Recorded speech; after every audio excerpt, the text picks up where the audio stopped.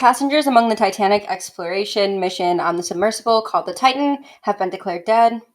Biden has made more false claims about literally everything, and Adam Schiff was officially censured. We're going to be talking about all of that and more today. Welcome back to Do You Really Mean That? My name is Olivia. I am your host, and I am joined with my producer, Derek. Hey.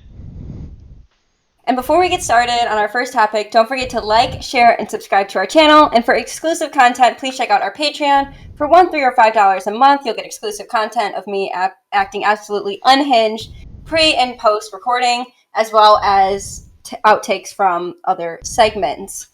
So our first topic, unfortunately, is very sad today. We have that the Titanic submersible called the Titan debris was found and oxygen was declared depleted. We have it here from Newsweek. We have a whole timeline. The Titanic sub had predicted 96 hours of oxygen that was officially depleted as of 8 a.m. Eastern Standard Time on Thursday. And then as of around noon, between 12 and 12:30 Eastern Standard Time, reports of debris being found that were part of the Titan were reported. And then at 2:56 Ocean Gate, the owner and operator of the Titan confirmed that passengers have sadly been lost.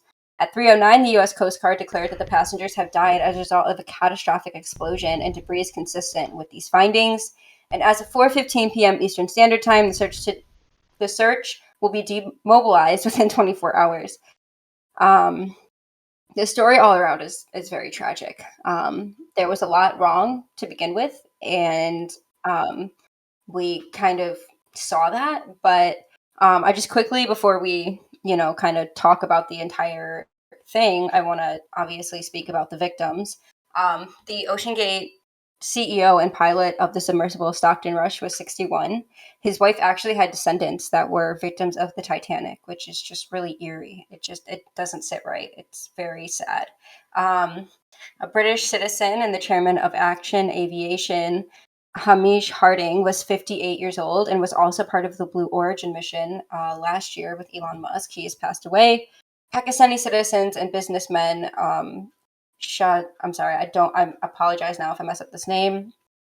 Shahzada and then the son Suleiman Dawood were investors within Pakistan. They went together, father and son duo, 48 and 19. And then what they call the Titanic's greatest explorer, it was a Frenchman named Paul Henry I don't know. I'm not going to even try because I really don't want to mess it up. He was 77. He also passed away in the explosion. And we're getting new reports as of within the last hour that Biden and the U.S. Navy knew about the explosion since Sunday. And they didn't say anything about it. We have a tweet here from Jack Posobiec that talks about this, saying that the Wall Street Journal was reporting that the Navy had detected that the Titan implosion was on Sunday, but Biden held the news. Coincidentally, it was the same day that there was whistleblower testimony on Hunter Biden, his son. So it could have been a distraction. I know that there's a lot they have to do as far as, cementing this information entirely and being able to tell the public. But I think at least knowing that we had detected something would have been important, at least for the families. So my problem comes from the fact that there was this testimony today. It just seems a little too, what's the word? Coincidental. And I feel bad for those families that sat for 4 days thinking that their loved ones, 4 or 5 days, thinking they could still be there, still be alive, and they were gone. They didn't even make it past the first day. And I don't know why we did a multi-million-dollar rescue mission if we knew or had a very good idea that there was an implosion on Sunday. So this whole story has garnered a lot of attention, both positive and negative. And the negative support, or not support, but the negative comments about billionaires deserving to die has been, it's a tragic story. I don't know why people feel the need to go around and start basically saying well, they deserve to die. They just have all this money and we hate billionaires. So you need to have a heart a little bit at some point. And at the very least, just, if you don't pray, at least send positivity to these families who are suffering at this time. I mean, this is so tragic. But yeah, for me, it's just that the way people are speaking about it and making jokes about it when we weren't even confirmed that they were dead, that just, I don't know, society has fallen to a point where we think we can do that and it's funny and it's okay, but this is affecting real people, real lives. I mean, these are 5 people who have probably touched hundreds, if not thousands, of people in their lifetime who are now going to be affected by this personally. So I think keeping that in mind is extremely important. But I mean, besides that, the entire exploration in general probably should not have been done in the first place. I mean, I can give my critiques if I want. I'm not them. I don't know. But there was apprehension. They knew it was dangerous, especially in this kind of vehicle. I know, Derek, you had some things that you wanted to mention about this specific topic, the Yeah. submersible itself. So a lot of it was the biggest problem I think with this was that it was untested. There was no certifications done with this vehicle. There was anything done actually. It was just I think it was done only in like a simulation. That's all they did was simulated it. But I mean, there's probably thousands of other things they didn't calculate in. So that's what probably led to the implosion. I think we have a friend that was talking about it, talking about how the carbon fiber, because it was made with a carbon fiber wrap around it, I believe, and it's kind of like he kind of gave the example of like a hat, where like pulling on it's strong, it can push, it can take a lot of stress that way, but like pushing in, it's like a fabric, so when Inward. you push in on it, it just kind of crumples. So that was another big issue that I think they just overlooked with this. Yeah. And unfortunately, I mean, it again, it's a tragic story, and people they have a lot to say about it. I guess not even knowing these people, I think the whole thing is just, and I don't know a lot about submarines or submersibles. I'm not at all like fluent in that. Not even really conversive in that topic, but I think that if you're gonna do a dive that deep with something that new, you should have more than a joystick and have more than a simulation test. You need to test these things accurately.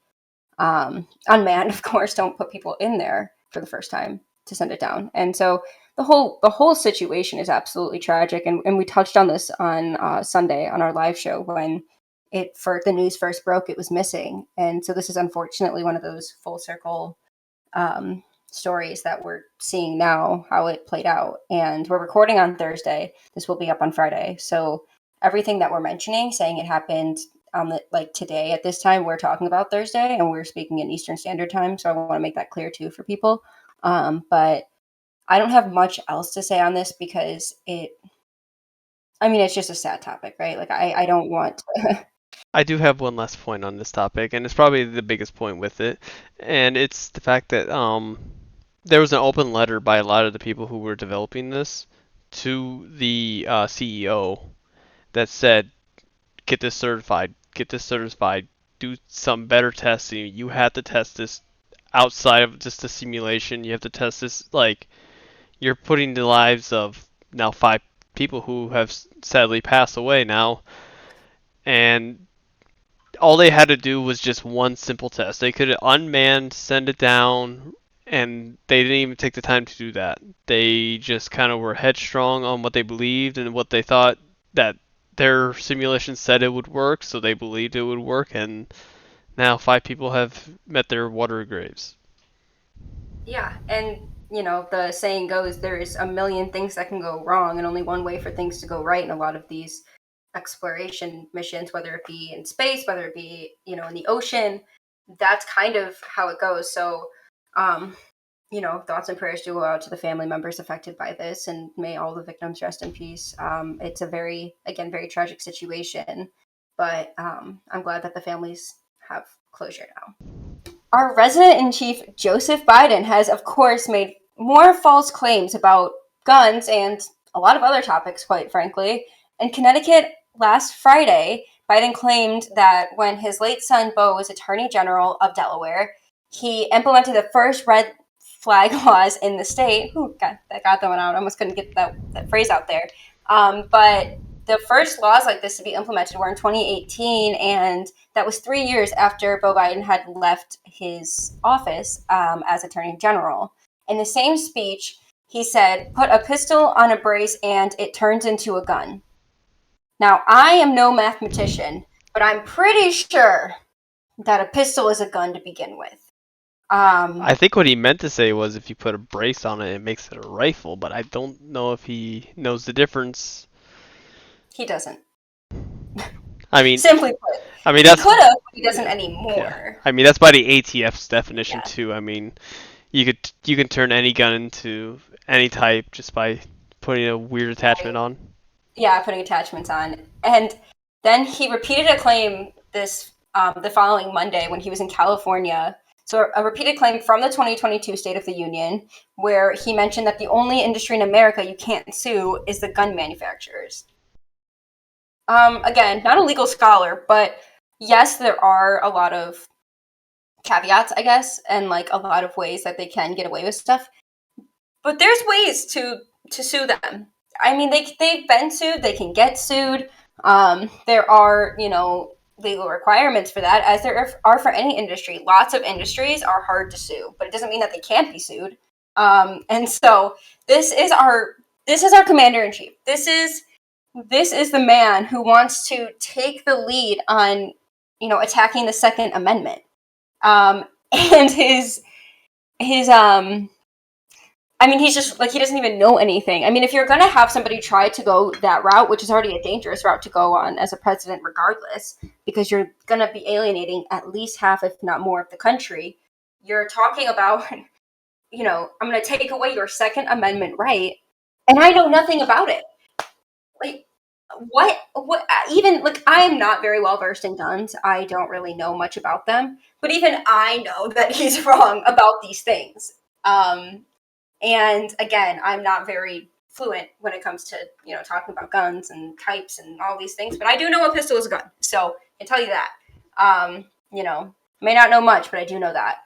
Guns are not the only thing that Biden has gone around spreading false claims about. He also was doing this when it comes to a multitude of other things. And I picked two of my favorite from this article because I thought that they were just, they really illustrate who our resident-in-chief is. So it says that at that same fundraiser in Connecticut that we had just spoken about that was on Friday, he said that 70% of Texas's energy is from renewable sources like solar and wind because it's significantly cheaper.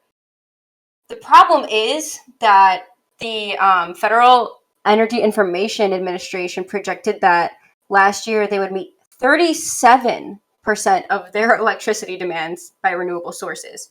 And maybe they were up to about 30% in 2022, so nowhere near 70 to begin with, and then possibly up to like 37 by the end of this year. Again, I'm no mathematician, but man, those numbers are vastly different. He said at official speeches twice and at a press conference later that week that Africa's population would soon reach 1 billion. He said, soon Africa will have 1 billion people. He said that multiple times, when in fact, Africa's population actually exceeded 1 billion in 2009. 2009. Sub-Saharan Africa alone is 1.1 billion. Like, just Sub-Saharan Africa. If you include all of Africa, it's over 1.4 billion now, and this is all from, like, the United Nations and stuff, where they do a lot of, like, that. The demographic information they get is usually pretty good. And 2009. That was 14 years ago. I think we now know where his dementia is, like where it's at. Like I think that's where his dementia kicked in. Yeah, he lost it. So he got elected at VP, and then the dementia kicked in. Oh god, that's so bad. That's even worse, right? Because it's like, yeah. So yeah, literally his first term as VP. They surpassed. This is the man running our country. This is the man who gives the go order. This is the man to push the button. I mean, I'm laughing, but I'm also like super depressed about it. I'm like, this is funny, and it's also awful. So Biden continues to lie, everybody, and it's no secret that he has no idea what's going on most of the time, and they have to pump him full of some strange cocktail of drugs to keep him awake 90% of the time. I mean, I feel like that's just a given at this point. And again, going back to the argument of like just having a little bit of, sympathy for people, I feel really bad for him in the sense he's an old man being shoved into a job that he really shouldn't be in. That part of me feels bad, but the other part of me is like, okay, but he's there now, and this is the country that you're living in. And so I can't be as graceful when it's affecting me, and one day it'll affect my children, the things that he is doing now. When I actually have kids one day, it's going to be, I really hope, a better country, but I don't know anymore. It's scary, but that, ladies and gentlemen, is Joe Biden for you. So. We have it from Timcast News that an Obama-appointed judge has now struck down an Arkansas law that would have banned sex changes for children and claimed that the law was unconstitutional. A district judge who's named Jay Moody asserts in his ruling, that the Save Adolescents from Experimentation, or the SAFE Act, violates the Due Process Clause and equal protection rights of transgendered people. He also took issue with the part of the law that prevents healthcare workers from referring minor patients for hormones, medications, and surgeries in places where they're legal. He ruled that it violated their First Amendment right, I'm assuming, to expression. I mean, I'm not, like, that. I'm kind of confused. Like, no one says you have a right to, like, cut off your whatever, but okay. And then he said, rather than protecting children or safeguarding medical ethics, the evidence showed that the prohibited medical care improves the mental health and well-being of patients, and by prohibiting that is undermining advocacy. He says that and then the SAFE law actually became a law, in May of 2021, after the then Arkansas Governor Asa Hutchinson had vetoed it. They overrode his veto. And then the current Attorney General in Arkansas, Tim Griffin, has vowed to appeal the ruling, and so has Sarah Huckabee Sanders, the current governor, saying they plan to repeal Judge Moody's decision to the 8th Circuit. Wow. I don't even know where to begin on this topic, because we all know how I feel about this kind of stuff, and it's not, I don't love when people are like, it's affirmative care. No, it's not. And by the way, like, if you need to be affirmed by, like, giving yourself a surgery, there's more mentally going on with you than just, like, that one thing. I've seen there's that really rare disease where, like, people will, like, think that, like, they can only be affirmed if their, like, arm is cut off, or, like, a limb, or, like, some part of their body. Like, that's, like, an actual medical, like, it's a mental health disorder. I don't remember what it's called, but it's some kind of dysmorphia, which is crazy. But then you have kids who are like, Mommy, I want to be a boy. And it's like, sure, sweetie, let's just go to the doctor. That's so much worse. Like, I don't understand how you think that abusing children is legal. I don't get it. And this judge should be ashamed of themselves and just recuse themselves from literally any other case, because clearly they have a bias. Judges are supposed to be impartial. They're supposed to obviously just interpret the law, but it's very clear that that's not the case here, and that this person has a different agenda, much like the case in Michigan, when we first had Roe v. Wade overturned about a year ago, and they put an immediate injunction into a court, and this judge had taken money from Planned Parenthood, ruled in favor of them before, and so she's like, I'll put an injunction on, like, no problem. Well, of course you will, because you have a political agenda. Judges are not supposed to have political agendas, and we know this, but clearly politics has seeped so far into the judiciary that it's just impossible to separate them. But the problem here is the kids that will have to go through treatment that ultimately will just ruin their lives. Whether it's in 5, 10, 20, 30 years, I think that our generation is going to see an increase in suicide like we've never seen before because of this. I think there's going to be tons of people, our generation and the generation after us, that unfortunately will have such bad mental health issues and so much regret that they're going to end up taking their own lives. And we can prevent that now at the source. And now we have people in these institutions saying we can't. No, that's, it's their right to do that. It's not a child's right to screw up their life. No child screws up their life. The parents screw up their life. That's just my opinion. But Derek, what do you think about all this? My opinion is a lot of the drugs that the kids are being put on right now are carcinogenic. You're basically giving all these kids cancer. They're going to be 30 years old. They're going to have a plethora of medical issues between the drugs that they take that they're going to have to be dependent on for the rest of their lives now, which is really great for the pharmaceutical company, which I still believe that the biggest reason why a lot of stuff is being pushed right now is because pharmaceutical companies are making a killing off of this. Yeah, it might be a small portion of the population, but it's I mean, you have lifelong, customers. They have to use your drugs. They have to go to hospital to get surgeries. They have to go get medical treatment. They have to go to psychiatric care. They have so much medical.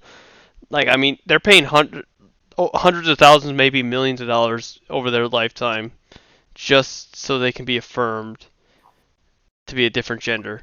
And a lot of these kids, They're not. it's known that like when they hit puberty, a lot of this, I want to be the opposite sex sort of thing, goes away. It goes away. I don't understand why when 20 years ago when a girl was more acting more boyish, she was just called a tomboy. But now it's if she acts more boyish, she's just a boy. I agree, and I think everything you said was pretty spot on there because it's true. I mean, I was a tomboy growing up until maybe actually till college really, but especially when I was younger, I played sports. I very tomboyish. I wasn't into dresses and all that, and now I'm like one of the most feminine people I know. Is when it comes to like any females in my life, I am the one that embraces my femininity more than others, and dysphoria goes away. But chemical castration just doesn't go away, and it's so disappointing. The more I read these stories, the more I realize that we live in clown world, and it's gonna get a lot worse, unfortunately. And it is what it is. We need to fight not only for future generations, but for our own generation now. If we don't stop this at the source, then I don't know what's going to happen, but it's not going to be pretty. So we, as our friend Raymond says, we need to forward the line and we need to make sure that we're protecting people where it counts. Democratic Representative Adam Schiff has officially been censured by the House of Representatives as of the 21st. And the vote was straight party lines, which is very interesting. They're saying that his action until he was chair of the House Intelligence Committee and leading the investigation into President Donald Trump about the Russia collusion, whatever you want to call it, basically saying that his acts in that part deserved to be condemned officially on record. So Schiff has called it false and defamatory. The House Speaker, Kevin McCarthy, called Schiff to the chamber as he read the censure resolution out loud. Democratic members were shouting as McCarthy began to start reading the resolution. He stopped and had to restart several times. He said, "I have all night." And then he said that he would still be booed, but it was a lot less of the interruptions because he would just start over every time and say, "I have all night. I can do this all night." Very based of him to just be like, I'll keep. Just keep Okay, you want to going. waste time? We can waste time. If you're gonna interrupt me, I'm just gonna start over and we can stay here all night. Right. He sounds like a really disappointed like fifth grade teacher where they're like, Mm-hmm. we could just start over and do this all like when you're in like Yeah. elementary school and that's like what I they mean, do. it really is The fact dealing that with a it's bunch of fifth graders. which is so sad because that's like Mhm. literally the people that make the laws. I hate that. But yeah, the resolution claimed that Schiff misled the American public over the course of the congressional investigations into Trump's campaign with potential collusion from Russia. Given that other probes had not found any conclusive evidence, yet he was drilling into that. We all knew that that was not a real thing, and the irony in that is that someone of his own party was the reason that that entire thing even started, and the reason that this was all fabricated in the first place. We just wanted to make a quick note that yes, he was officially censured, and censures, they're not great, I guess. You can get them rescinded, but it takes a lot, and I mean. I'm glad it finally happened. I know it's more of a slap on the wrist than an actual punishment, but the fact it's officially on the record that he sucks is awesome. I love that. If we can just officially have it, Adam Schiff is dumb. That's what I'm going to call it. That it's not a censure. It's just you're stupid, right? So, and I have no respect for him, and I'm not going to claim to have any respect for him. I'm not even going to like try to have respect for him because I simply don't, right? And so when you're looking at, I mean, they tried so hard, right, in these investigations, and I'm not going to say that President Trump did everything right because he didn't, but like he went hard into that, entire thing with the Russia collusion allegations, and the icing on the cake is how they all acted immature, and then McCarthy's like, I got all night, guys. Go for it. It reminds me of that Vine where the guy gets hit in the head and he goes, try me, bitch. Like, that's exactly what it's like. That's what Kevin McCarthy did, right? And he was like, try me. And doesn't being censured open the door for impeachment too for McCarthy, or not McCarthy, but It Adam? definitely creates like grounding, so you can be like, hey, like it's evidence, right? You're like, hey, Yep. like we have this, and so we have misconduct already. We just didn't have enough proof at the time to get impeachment. Now we have more because he's done more. Let's impeach him, right? So it's it's a starting point. It's a starting point, and so now he can be impeached, and honestly, I hope he gets removed from office because he is. I not want to say rhino because he's not a rhino, but he's been in. I know. Yeah, he's been in office for way too long. He's been, Literally he's done. I can't. What was I think Tim Pool said it. He said he went up to stage and he said, "I have evidence that Donald Trump colluded with Russia," and when he was asked to present the evidence, he's like, "I don't have evidence, but I don't have evidence that he did it, but I have it right here. I have it right here in this right here. Show us. I cannot show you at the time." Or it's like those, like when people use like tactics to try to get information out of someone, and they'll be like, I have the evidence, and they put like a folder out and there's nothing in the folder, and they're like, have this evidence. That's like exactly what it was, except he absolutely failed at it. So finally we have censured a Democratic representative who now, by all means, he on paper sucks. I hate though the fact that it takes now where if you have a bad actor in government, everyone would unanimously vote him out because they're a bad actor, get him out of office.